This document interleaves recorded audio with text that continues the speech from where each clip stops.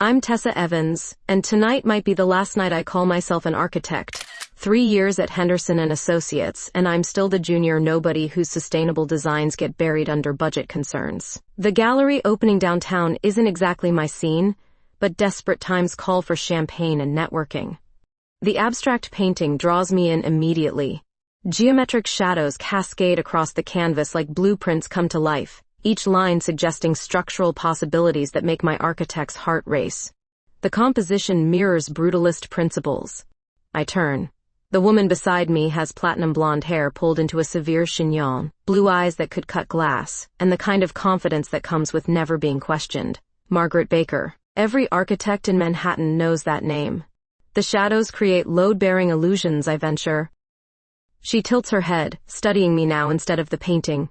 You see architecture in everything, don't you? A smile ghosts across her lips. I build what others only dream.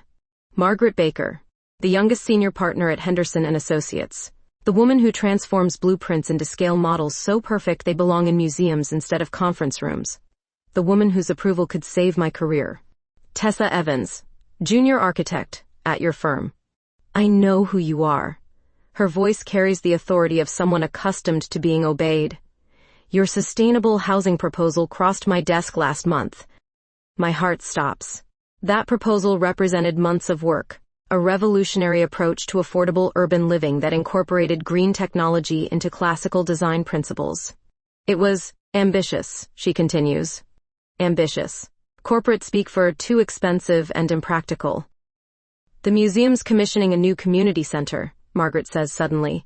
They want something that bridges historical preservation with modern sustainability. I need an architect who thinks differently. The words hang between us like a lifeline. This is it. My chance. I think differently, I say, voice steadier than I feel. Margaret's eyes hold mine for a long moment. Around us, gallery patrons drift past with wine glasses and pretentious conversations. But something electric has charged the space between us. Something that has nothing to do with architecture. Monday morning, my private studio. Don't be late. She turns to leave, then pauses. And Tessa? Bring your sustainable housing proposal. All of it. I watch her glide through the crowd, commanding attention without trying. Margaret Baker just offered me the opportunity of a lifetime, and I can't shake the feeling that everything is about to change. The painting seems different now, its geometric shadows suggesting not just structures, but possibilities I never dared imagine. Monday can't come fast enough. Margaret's private studio occupies the entire 42nd floor, floor-to-ceiling windows offering a commanding view of Manhattan's skyline. Scale models populate every surface like a miniature metropolis, each one crafted with surgical precision. The woman herself stands behind a glass table, manipulating delicate pieces of what will become the museum's community center. You're 7 minutes late. I set down my portfolio, pulse hammering. Traffic on the bridge was... I don't care about your excuses. I care about results. Her fingers move with practiced grace, placing a tiny balcony onto a model building. Show me the sustainable proposal. I spread my blueprints across her work surface, acutely aware of her proximity as she leans over the plans. Her perfume carries hints of cedar and something distinctly feminine that makes concentration difficult. Geothermal heating systems integrated into the foundation, I explain, pointing to my detailed schematics. Solar panels disguised as decorative roof features. Rainwater collection hidden in the architectural elements. Margaret's silence stretches uncomfortably long. Her blue eyes scan every line, every calculation, every innovative solution I've poured months into perfecting. It's clever, she admits finally, but theoretical. Can you build what you design? Give me the chance. She moves to another model, this one a residential complex with impossibly intricate details. Every tiny window, every miniature door handle crafted to perfection. I don't work with amateurs. Then teach me. The words hang in the air. Margaret's hand still on the model, and for a moment, something shifts in her expression. Vulnerability flickers behind the professional mask. The museum wants perfection, no margin for error. I understand. Do you? She turns to face me directly, and I'm struck by how close we're standing. This project could make or destroy careers, including yours. 3 weeks later, I practically live in Margaret's studio, The learning curve is brutal but exhilarating. She demands perfection in every detail, from the microscopic hinges on model doors to the precise angles of structural supports. Her teaching method involves standing directly behind me, her hands guiding mine as we work on delicate components. "Steadier," she murmurs, her breath warm against my ear as I attempt to install a miniature staircase. Architecture is about patience. Her proximity sends electricity through my nervous system, but I force myself to focus. The community center model grows more sophisticated each day, my sustainable elements seamlessly integrated into Margaret's structural mastery. "You learn quickly," she observes during one particularly productive evening. "Good teacher." The compliment slips out before I can stop it. Margaret's smile is barely perceptible, but it transforms her entire face. For a moment, the Ice Queen facade melts, revealing something warmer underneath. The client dinner arrives sooner than expected. Margaret insists I accompany her to meet the museum board, a gathering of wealthy philanthropists who will determine our project's fate. She's chosen a black dress that emphasizes every elegant line of her figure, while I've opted for my most professional suit. "Remember," she says, as we enter the restaurant, "confidence sells projects." The dinner proceeds smoothly until board member Charles Henderson begins questioning my qualifications. Margaret's defense of my work is fierce, professional, and absolutely captivating. Watching her command the room, articulating my vision better than I ever could, I realize I'm not just professionally impressed. I'm falling for her. The realization hits like a lightning bolt as Margaret explains how my sustainable innovations solve the museum's environmental concerns while maintaining historical integrity. Her passion for architecture matches mine, but there's something else in her eyes when she looks at me across the table. "Walk me to my car," she says after we've secured the project approval. The autumn air carries the scent of fallen leaves as we stroll through the parking garage. Margaret seems different away from the boardroom, less guarded. "Thank you," I say, "for defending my work." I defended our work. She stops beside her silver BMW, keys jingling in her hand. "Tessa, I need you to know something." Her voice carries an uncertainty I've never heard before. Being the only woman partner isn't easy. The constant scrutiny, the assumption that I've slept my way to success. Her laugh is bitter.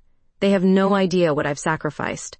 Before I can respond, Margaret steps closer, close enough that I can see gold flecks in her blue eyes. The professional distance we've maintained for weeks evaporates in an instant.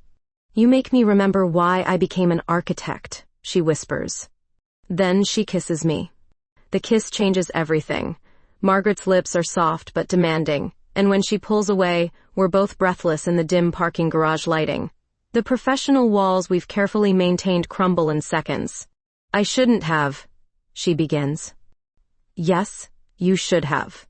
Her smile is radiant, transforming her usually composed features into something luminous and real. "My apartment. Tonight." The museum project deadline looms just 2 weeks away, making our midnight studio sessions more intense than ever. Margaret's penthouse overlooks Central Park, and we spread our work across her dining table, surrounded by coffee cups and architectural journals. The community center model has evolved into our shared masterpiece, every sustainable element perfectly integrated with traditional design principles. "Your rainwater system is brilliant here," Margaret says, pointing to a section where decorative gutters disguise functional collection channels. Her hand brushes mine as she adjusts a tiny component, and the simple contact sends warmth shooting through my chest. "We make a good team." "We do." Her eyes meet mine across the model cityscape, in every way. The admission hangs between us, loaded with possibility and danger. Office romances are complicated enough, without the added complexity of our professional hierarchy. "Margaret," I begin, but she silences me with a look. "I know the risks. But some things are worth risking everything for." Our breakthrough comes at 3 a.m. Margaret discovers how to incorporate my geothermal heating design into the building's foundation without compromising the historical aesthetic. Her excitement is infectious as she explains the solution, her hands animated, blonde hair escaping its usual severe style. "You've solved it," I breathe, studying her modifications. "This is revolutionary. We solved it." She moves around the table to stand beside me, close enough that I can smell her perfume. Together. The word carries weight beyond architecture. Together implies partnership, equality, a future built on shared vision rather than corporate hierarchy. I've never worked with anyone like you, Margaret admits. You see possibilities I miss. You make those possibilities real. Our collaboration has become something deeper than professional respect. Margaret challenges me to think beyond conventional limitations while I push her to embrace innovative solutions. The museum project showcases both our strengths, creating architecture that's simultaneously practical and beautiful. Champagne, Margaret announces, producing a bottle from her kitchen. We're celebrating. The expensive vintage tastes like victory.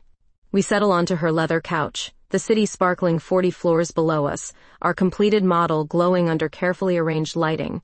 Margaret has changed into casual clothes, jeans and a sweater that make her seem more approachable, more human. I have a confession, she says, whine making her voice slightly husky. I noticed you months before the gallery. What? Your sustainable housing proposal. It wasn't just ambitious. She turns to face me, blue eyes intense. It was visionary. I kept finding excuses to review it. The revelation stuns me. All this time, I thought Margaret barely knew I existed, while she was actually studying my work. Why didn't you say something sooner?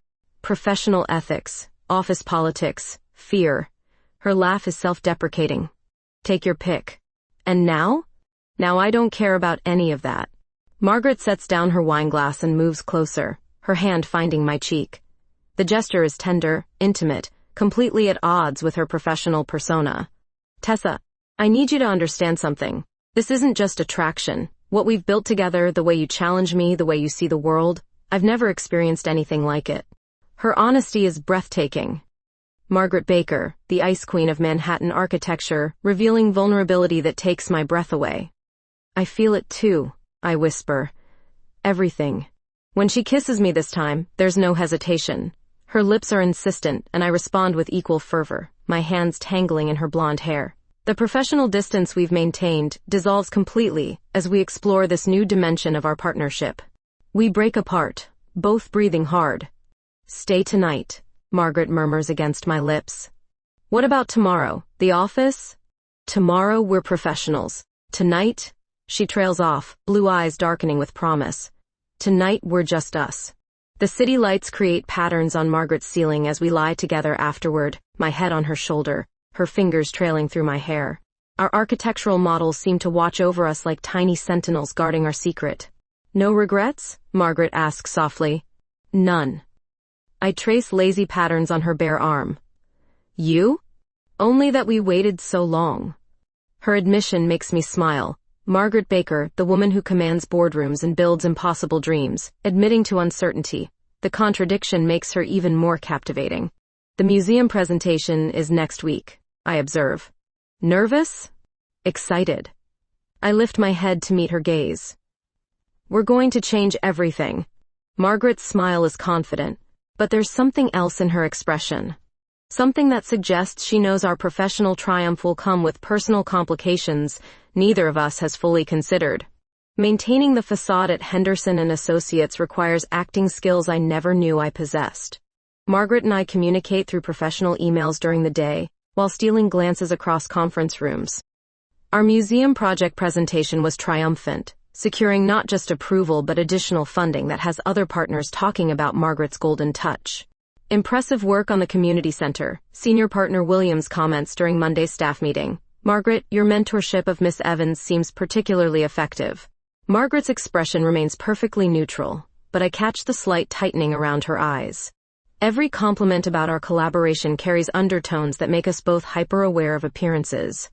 After hours, Margaret's penthouse becomes our sanctuary. The contrast between our careful professional distance and intimate private moments creates a thrilling double life. She's shown me architectural journals from her personal collection, sharing insights about design philosophy while we cook dinner together in her modern kitchen. The architectural review wants to feature our museum project, Margaret announces, setting down her tablet as we share wine on her terrace. Central Park stretches below us, autumn colors creating a tapestry of gold and crimson. That's incredible exposure. For both of us. Her smile carries promise. Your sustainable innovations are getting noticed by the right people. The recognition feels surreal. 3 months ago, I was nobody. Now Margaret's guidance has transformed my career trajectory completely. But it's the woman herself, not the professional opportunities, that captivates me most. Our relationship deepens as autumn progresses into winter. Margaret reveals fragments of her past during quiet moments. The pressure of being the youngest woman partner, the sacrifices required to succeed in a male-dominated field, the loneliness that comes with professional excellence. Her vulnerability makes the confident facade she maintains at work even more remarkable. The evening she leads me to her bedroom, Manhattan glittering beyond floor-to-ceiling windows, feels inevitable. Margaret's touch is reverent, exploring my body with the same attention to detail she brings to her architectural models. Our connection transcends the physical, becoming something architectural itself, two people building something beautiful together. Afterward, we lie tangled in Egyptian cotton sheets, Margaret tracing patterns on my skin while I watch emotions play across her features. The Ice Queen has melted completely, replaced by a woman whose passion matches her professional intensity. "I never expected this," she murmurs against my shoulder. "What?" To feel this way about anyone, to want to share everything with someone. Her admission makes my chest tighten with emotion I can barely name. Margaret Baker, the woman who seems to have everything, admitting to the loneliness I've sensed beneath her success. The first threat appears on a Tuesday morning. Charlie Henderson, son of the firm's founder and notorious office politician, approaches my desk with predatory friendliness. "Coffee, Tessa? I'd love to discuss some exciting opportunities." The invitation feels like a trap, but refusing would create suspicion. We meet at a trendy cafe near the office, where Charlie's agenda becomes immediately clear. "You've certainly caught Margaret's attention," he observes, stirring sugar into his cappuccino. "That museum project was quite the coup. She's an excellent mentor." "I'm sure she is." His smile doesn't reach his eyes.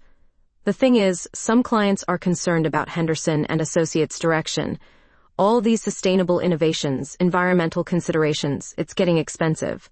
Charlie leans forward conspiratorially. "Between us, I think Margaret's judgment might be compromised. She seems unusually invested in your success." The implication hits like ice water. Charlie suspects something, and he's fishing for information to use against Margaret. "I'm not sure what you're suggesting." "Just that talented architects sometimes need protecting from poor mentors." He slides a business card across the table. "Morrison and Associates is always looking for fresh talent. If you ever feel Margaret's guidance isn't serving your best interests." The threat is clear. Charlie's trying to recruit me while undermining Margaret's reputation. The predatory gleam in his eyes makes my skin crawl, but I force myself to smile politely. I'll keep that in mind. That evening, I tell Margaret about Charlie's approach while we review blueprints for a new residential project. Her reaction is immediate and fierce. "That manipulative bastard," she says, setting down her wine glass hard enough to make it ring against the table. "He's been trying to undermine me since I made partner." What do we do? Nothing. Any reaction gives him ammunition. Margaret's jaw is tight with controlled anger. "But Tessa, you need to be careful. If Charlie suspects about us..." The unspoken implications hang heavy between us. Office romances between colleagues are complicated enough, but a relationship between a senior partner and junior associate could destroy both our careers. "Maybe we should be more careful," I suggest reluctantly. Margaret moves to the window, her reflection ghost-like against the city lights. "I won't hide what we have," she says finally, "but I won't let anyone use it to hurt you either." Her protective instinct moves me, but I can see the tension this situation creates. Margaret has worked too hard to reach her position to risk it carelessly, but she's also not willing to sacrifice our relationship for professional safety. "We'll figure it out," I say, moving to stand behind her, my arms circling her waist. Margaret leans back against me, and we watch the city together. Our reflection in the window looks like any other couple sharing an intimate moment, but the reality is far more complicated. We're building something beautiful, while navigating treacherous professional waters that could sink us both. Margaret's request comes with unusual nervousness for someone who commands boardrooms without breaking a sweat. We're reviewing cost estimates for the museum project when she suddenly stops mid-sentence, her perfectly manicured fingers drumming against the glass table. "I need a favor." In 3 months of working together, Margaret has never asked for personal favors. Professional guidance, yes. Academic mentorship, certainly. But this hesitation suggests something entirely different. Thanksgiving weekend. My family has this tradition, gathering at the estate in the Hamptons. Her blue eyes avoid mine, focusing instead on the miniature buildings scattered across her studio. They've been asking questions about my personal life. The implication settles between us like morning frost. Margaret's family doesn't know about us, about what we've become during these intense months of collaboration. You want me to come as your friend. More than friend, less than truth. Her laugh carries bitter edges. They need to see I have relationships, just not the kind that actually matter to me. The request stings, but I understand the complexity. Margaret's professional success exists in a delicate ecosystem where personal revelations could shift power dynamics unpredictably. Her family represents old money, traditional expectations, and inheritances tied to conventional choices. What do I need to know? Margaret's relief is visible as she outlines the Baker family dynamics. Her grandmother's estate includes significant architectural investments, firms, properties, development projects worth millions. The inheritance traditionally passes to married heirs, creating pressure Margaret has been deflecting for years. They think I'm too focused on career success to maintain relationships, she explains while organizing our project files. This weekend proves them wrong without revealing everything. The Hamptons estate sprawls across 12 manicured acres, its neo-Georgian architecture commanding views of pristine coastline. Margaret's childhood home radiates the kind of understated wealth that shapes generations of family expectations. I feel underdressed despite Margaret's assurance that my navy blazer and slacks are perfectly appropriate. Remember, we met at the gallery, Margaret murmurs as her driver navigates the circular driveway. You're brilliant, ambitious, and we've become close friends through shared professional interests. How close? Her smile is carefully measured. Close enough to explain why I brought you home for Thanksgiving. Margaret's Aunt Esme greets us at the front entrance, her silver hair perfectly styled, and her handshake surprisingly firm. She examines me with sharp hazel eyes that miss nothing. So you're the architect Margaret's been mentioning, Esme observes with interest that feels slightly dangerous. She's spoken very highly of your sustainable innovations. Margaret's guidance has been invaluable. I'm sure it has. Esme's smile suggests she's drawing conclusions Margaret might not appreciate. Come, everyone's anxious to meet you. The family gathering includes 12 relatives whose names I struggle to remember while navigating conversations about architecture, politics, and social connections. Margaret moves through these interactions with practiced ease, introducing me as her protégé while maintaining careful physical distance. Dinner conversation revolves around family business ventures until Margaret's cousin Leonard arrives fashionably late. He's tall, conventionally handsome, and carries himself with the confidence of someone accustomed to getting what he wants. His smile is charming, but something predatory lurks beneath the surface polish. Margaret, Leonard says, kissing her cheek with familiarity that makes my chest tighten. Still bringing work colleagues to family events? Tessa's more than a colleague. The statement hangs in the air, loaded with multiple interpretations. Leonard's gaze shifts between us assessingly. I see. His tone suggests he sees more than Margaret intended. How wonderful that you've found such dedicated friendship. After dinner, Leonard corners me in the library while Margaret takes a business call from a client in Tokyo. The room smells of leather and expensive whiskey, floor-to-ceiling bookshelves creating intimate shadows despite the fire crackling in the massive stone hearth. Tessa, isn't it? Leonard settles into the chair opposite mine, brandy snifter in hand. I'm curious about your background. Margaret doesn't usually form such close relationships. We work well together. I'm sure you do. His smile is sharp as crystal. The thing is, our family has certain expectations about inheritance, about maintaining traditions that have served us well for generations. I make non-committal sounds while he continues, but Leonard's agenda becomes increasingly clear. He's probing for information about Margaret's personal life, while establishing his own position as heir apparent should she fail to meet family expectations. Marriage is such a stabilizing influence, he observes. Provides focus, accountability, the kind of grounding that makes someone suitable for significant family responsibility. Margaret seems quite grounded already. Professionally, certainly, but there are other considerations. Leonard leans forward confidentially. Between us, some family members worry that Margaret's lifestyle choices might reflect poorly on our business interests. Traditional clients prefer traditional leadership. The threat is subtle but unmistakable. Leonard is positioning himself to challenge Margaret's inheritance by questioning her personal choices, using coded language that allows plausible deniability.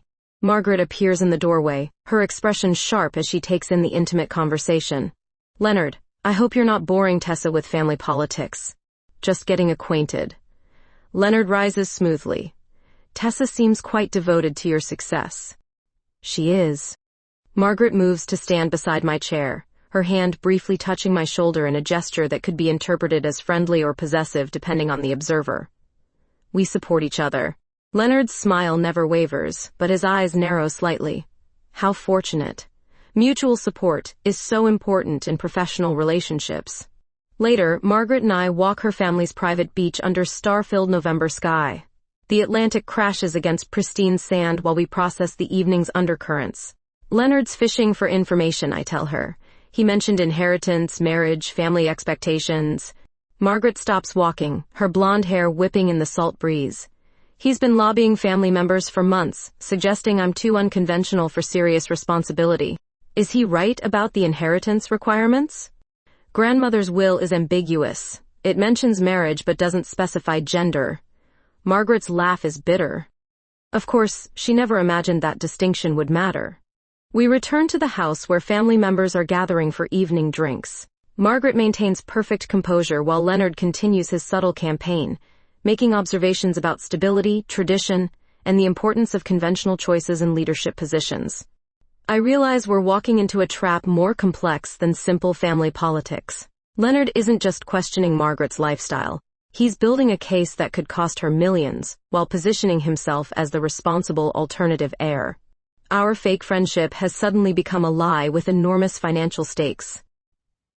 The week following Thanksgiving brings Leonard's true intentions into sharp focus. He scheduled a meeting with the family's legal team, claiming concerns about Margaret's fitness for fiduciary responsibility. The wording is carefully chosen, professional enough to avoid direct discrimination while creating doubt about her judgment. He's building a case, Margaret says, pacing her studio like a caged predator.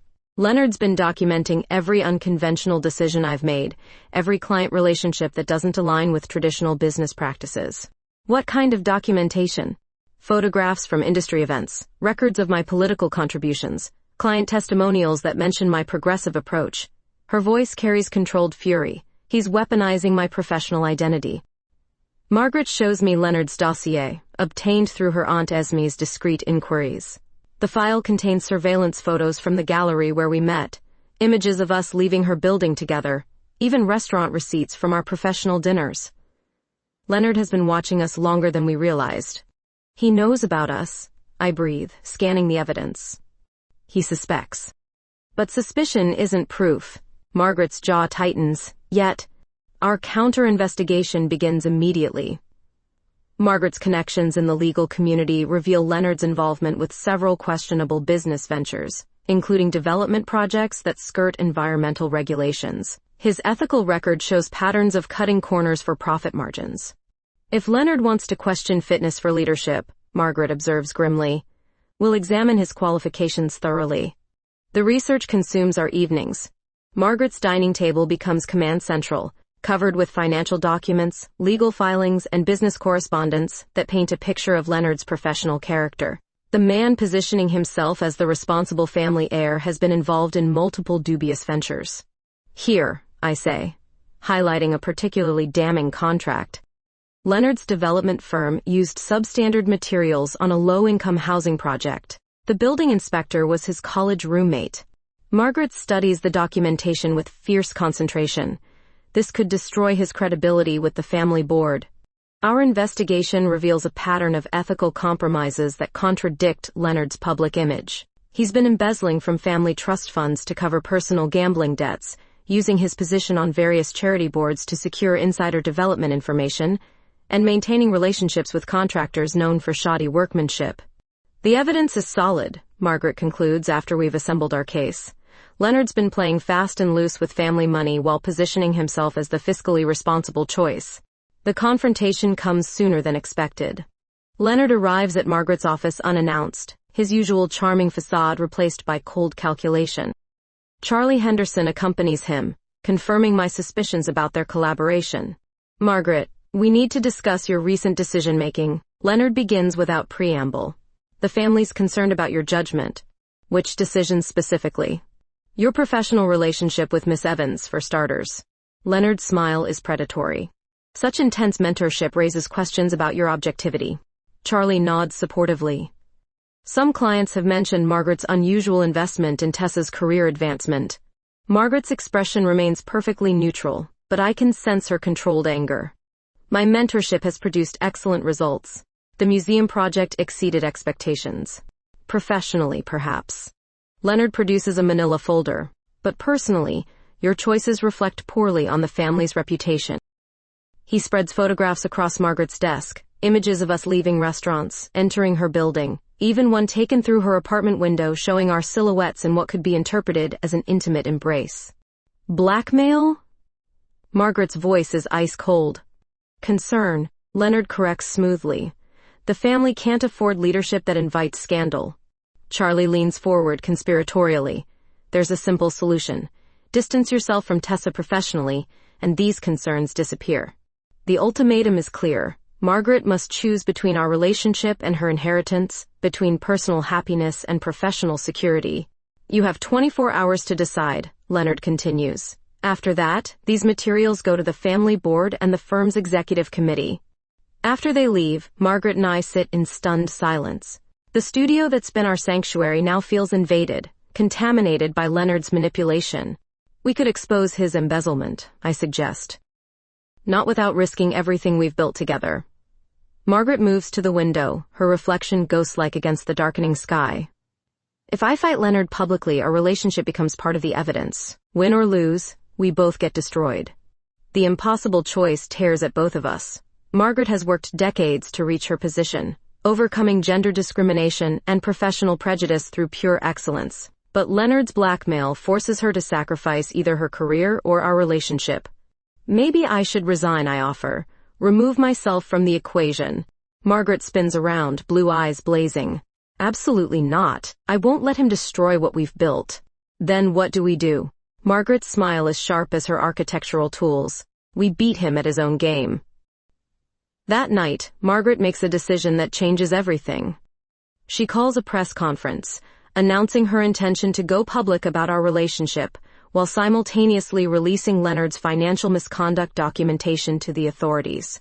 If Leonard wants to weaponize my personal life, she tells me as we prepare for the media storm, he can explain his professional ethics to federal investigators. The gamble is enormous. Margaret risks losing her inheritance, her position at the firm, even her professional reputation. But she's choosing authenticity over fear, love over convenience. No regrets? I ask as we watch news vans gathering outside her building. Margaret takes my hand, her grip strong and certain. Only that we let Leonard manipulate us this long. The woman who built her career on calculated risks is making the biggest gamble of her life. Tomorrow, everything changes. Tonight, we stand together facing an uncertain future built on honest ground.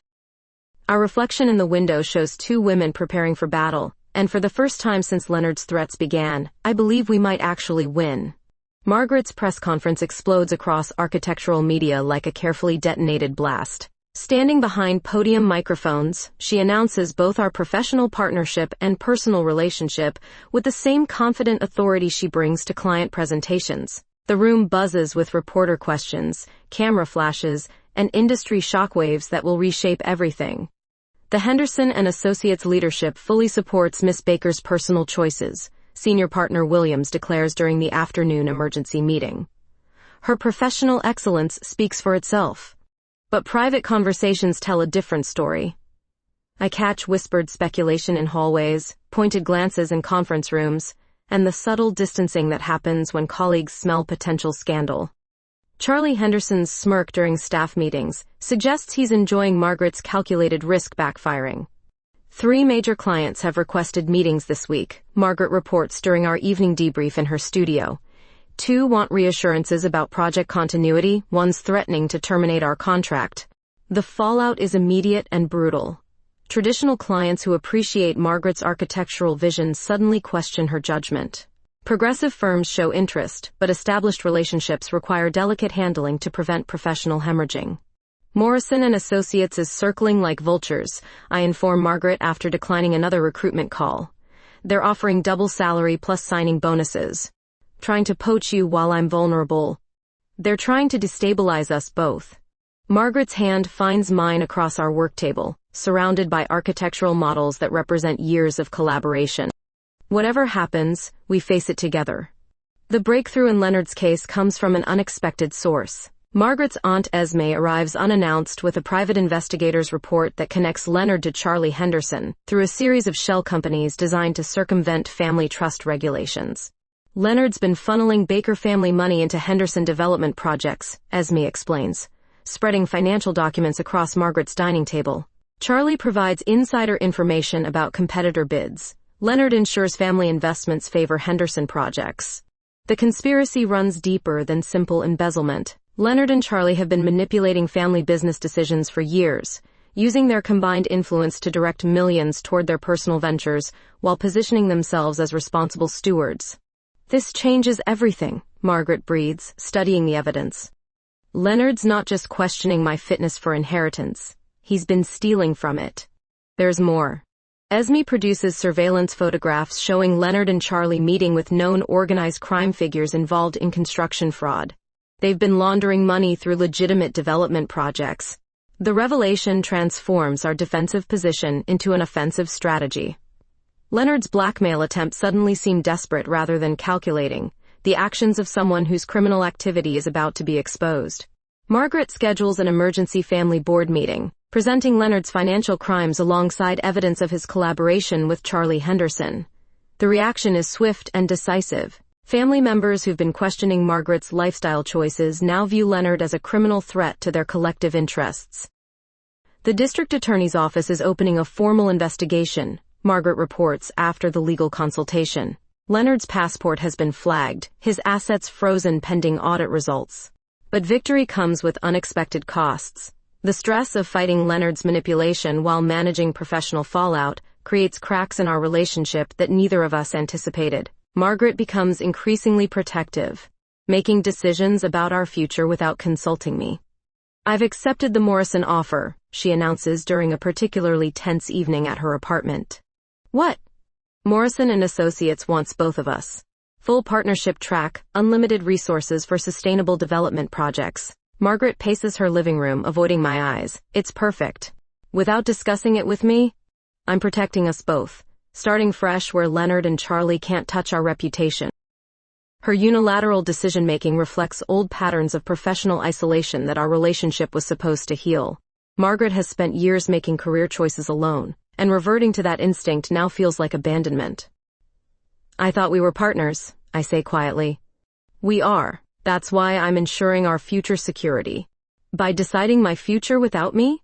The argument escalates quickly, months of pressure and uncertainty erupting into recriminations about trust, communication, and the fundamental dynamics of our relationship. Margaret accuses me of being unrealistic about professional consequences, while I challenge her habit of making protective decisions that actually undermine our partnership. You're doing exactly what Leonard accused you of, I finally snap. Making professional decisions based on personal emotions. Margaret's face goes white. That's unfair. Is it? Because right now you're not treating me like a partner. You're treating me like someone who needs protection. The silence stretches uncomfortably long. Margaret moves to the window overlooking Central Park, her reflection ghost-like against the evening darkness. When she finally speaks, her voice carries defeat I've never heard before. Maybe Leonard was right about my judgment being compromised. Don't you dare. I cross the room to face her directly. Leonard is a criminal who manipulated family loyalty for personal gain. Your judgment exposed him while protecting everything your family built. At what cost? At the cost of refusing to live a lie. Margaret turns from the window, and I see tears threatening her composed facade. The Ice Queen's armor has finally cracked completely, revealing the vulnerable woman underneath who's been fighting battles alone for too long. I don't know how to do this, she admits. Professional success I understand. This, sharing decisions, trusting someone else with my future, it terrifies me. Her confession breaks down the remaining walls between us. Margaret Baker, who commands corporate boardrooms and designs architectural marvels, is afraid of emotional intimacy. because it requires surrendering the control that's defined her survival. Then learn with me, I whisper, reaching for her trembling hands. Together. When she kisses me this time, it tastes like surrender and victory combined. We make love with desperate intensity, months of pressure and fear dissolving into reconnection that reminds us why we're fighting for this relationship. Afterward, tangled in expensive sheets with Manhattan glittering beyond floor-to-ceiling windows, Margaret makes the decision that changes everything. Tomorrow I'm calling Morrison and Associates to negotiate terms for both of us. Equal partners, equal stake in sustainable development division. Her fingers trace patterns on my bare shoulder. No more unilateral decisions. Promise? Promise. Our reflection in the darkened window shows two women who've survived blackmail, career threats, and relationship uncertainty by choosing each other over safer alternatives. Tomorrow brings new challenges. But tonight we've rebuilt our foundation on honest ground. The family board meeting convenes at 8 a.m. sharp in the Baker Estate's mahogany-paneled conference room.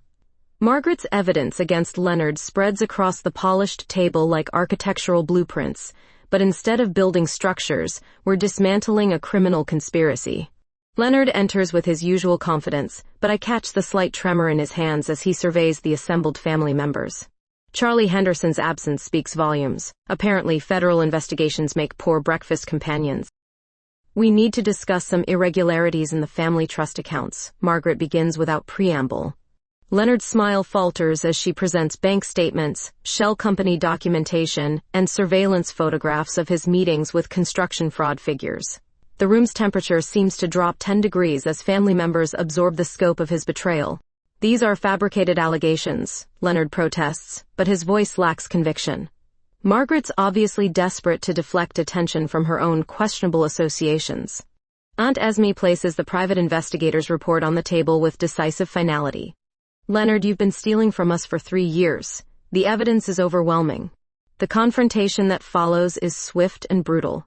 Leonard's legal maneuvering collapses under documented proof of embezzlement, fraud, and conspiracy.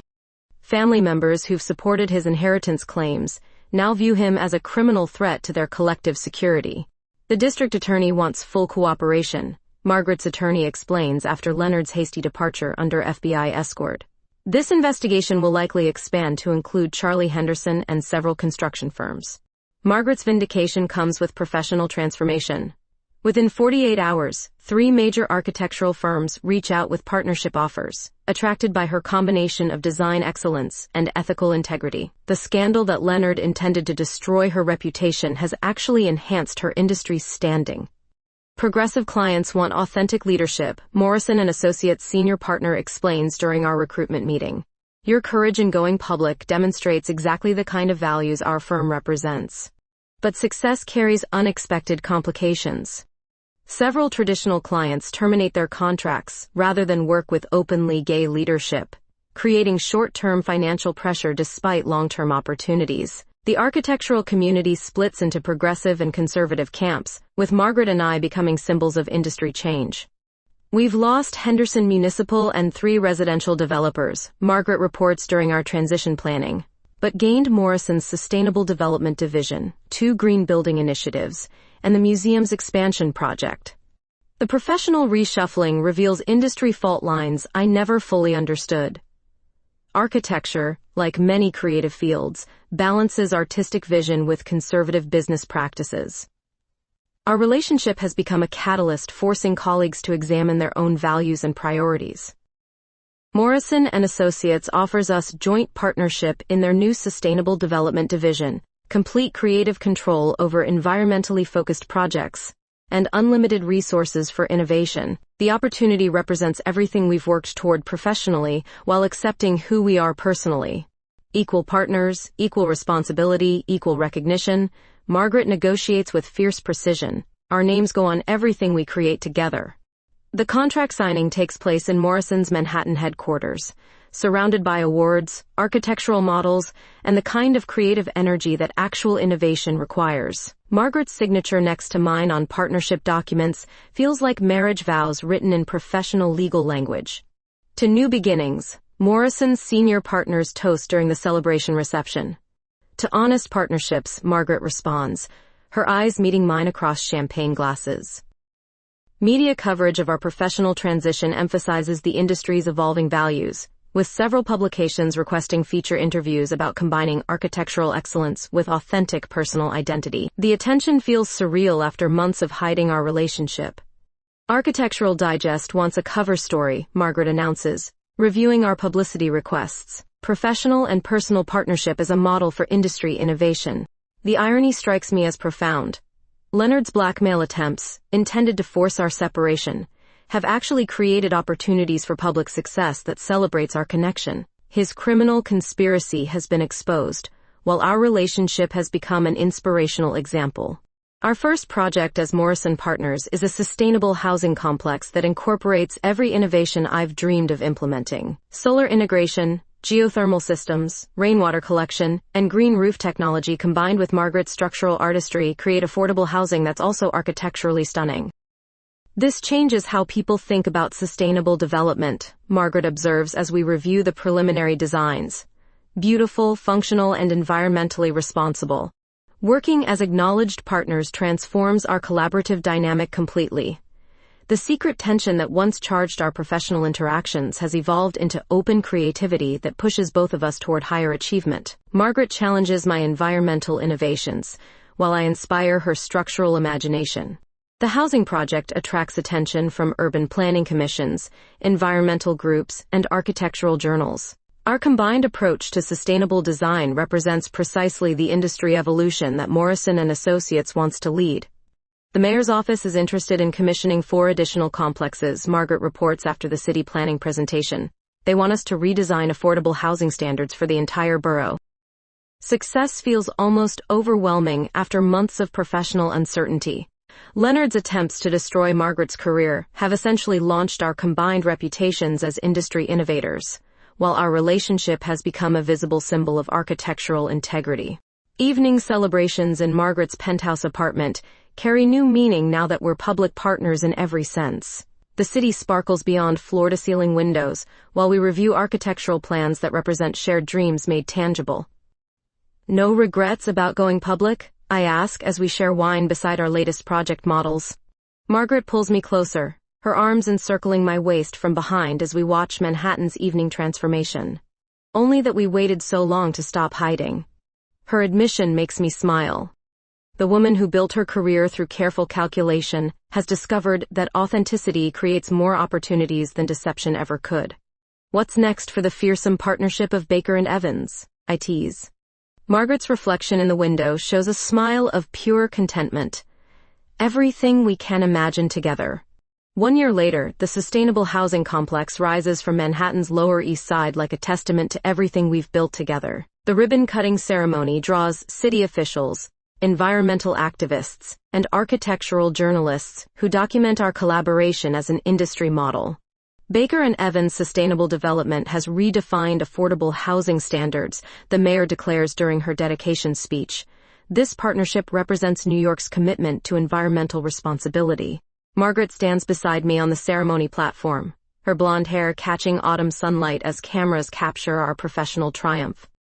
The woman who once hid our relationship now openly acknowledges our partnership in every interview, every public appearance, every moment that defines our shared success. The integration of solar collection with classical architectural elements was Tessa's innovation, Margaret tells Architectural Digest's reporter. My structural expertise simply made her vision buildable.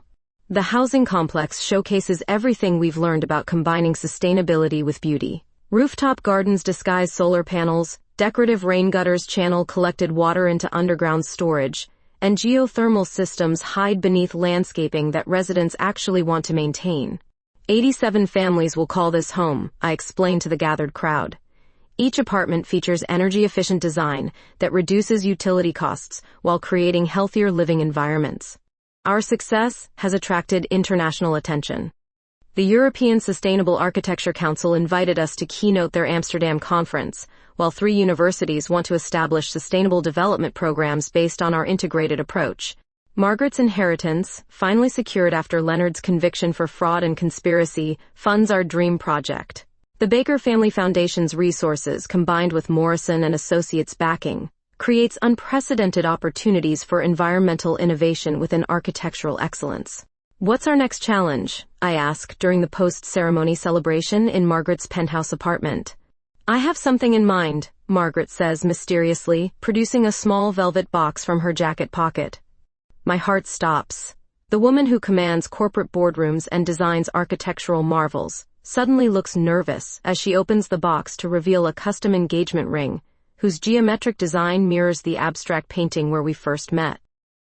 Tessa Evans, Margaret begins, her voice carrying the same authority she brings to client presentations. Will you build a life with me? The ring's design incorporates architectural elements from our shared projects, tiny solar panels, miniature structural beams, even microscopic ring collection channels that create patterns within the precious metal.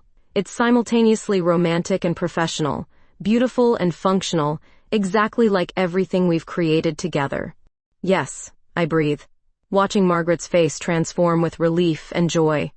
The engagement party takes place in our housing complex's community garden, surrounded by residents whose homes represent our collaborative vision made real. Margaret's family attends alongside Morrison partners, sustainable development colleagues, and neighbors whose children play among the green spaces we designed. To partnerships that change everything, Aunt Esme toasts, raising her champagne glass toward our intertwined hands. Margaret's aunt has become our strongest family supporter, using her social connections to promote sustainable architecture within traditionally conservative circles. Her influence helps bridge generational gaps that might otherwise complicate our professional advancement. The Amsterdam Conference wants us to present our residential model as a template for European urban planning, Margaret announces during the party. They're offering a multi-city implementation contract. International expansion feels surreal after starting with stolen moments in gallery corners and secret dinners in Margaret's penthouse. Our relationship has evolved from hidden attraction to public partnership that influences industry standards across continents. The wedding planning process reveals how completely our lives have integrated. Guest lists include architectural colleagues, environmental activists, sustainable development pioneers, and neighbors from our housing projects who've become extended family through shared community investment. City hall ceremony or traditional wedding? Margaret asks while reviewing venue options. Garden ceremony in our housing complex, I suggest. Surrounded by everything we've built together. Margaret's smile shows perfect understanding. Our relationship began with shared architectural vision, developed through professional collaboration, and continues to grow through projects that improve people's lives while protecting environmental resources. 6 months later, our wedding day dawns crisp and clear, autumn sunlight filtering through the community garden's carefully designed canopy. The ceremony takes place among residents who've become friends, colleagues who've become family, and architectural models that represent our combined dreams transformed into physical reality. I take you, Margaret Baker, as my partner in every sense, I say during our vows, my voice carrying across gathered faces that beam with genuine affection. I take you, Tessa Evans, as my collaborator in building whatever comes next, Margaret responds, her blue eyes bright with unshed tears. The reception flows from garden ceremony into the housing complex's common areas, where residents and wedding guests mingle among sustainable design features that demonstrate how environmental responsibility can enhance rather than compromise quality of life. What's next for the newlyweds? Morrison's senior partner asks during the evening celebration. Margaret pulls me closer, our wedding rings catching light from the solar-powered fixtures we designed for the complex. Whatever we can imagine together. 5 years from the gallery opening where we first met, Margaret and I stand in our community garden watching construction begin on our 4th sustainable housing complex. The geometric patterns in the abstract painting that first caught our attention have become architectural reality that houses hundreds of families while protecting environmental resources. No regrets? Margaret asks, her arm circling my waist as we watch sunrise paint the Manhattan skyline. Only that we waited so long to stop hiding, I reply, echoing her words from years ago. Our reflection in the nearby community center windows shows 2 women who've built something lasting together, professional success that serves others, personal happiness that strengthens both of us, an architectural legacy that will influence sustainable development for decades. Margaret Baker and Tessa Evans, partners in every sense, watching our shared dreams take physical form in the city we call home.